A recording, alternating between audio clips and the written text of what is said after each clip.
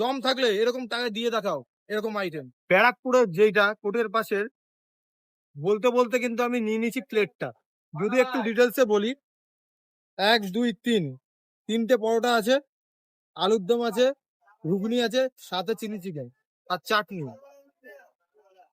আমি কাউকে কিছু বলতে চাই না, কিন্তু বারবার কোথাও মনে হয় না বলাটা আমার কিন্তু ভুল হবে। এই যে পুরো টোটাল কম্বো 30 টাকায় দিচ্ছে, কোথাও নাকি দেওয়াই যায় না 50 টাকায়, কোথাও দেওয়া যায় না। এনারা কি করে দিচ্ছে, জাস্ট আমাকে কমেন্ট ড্রপে করে বলে দাও।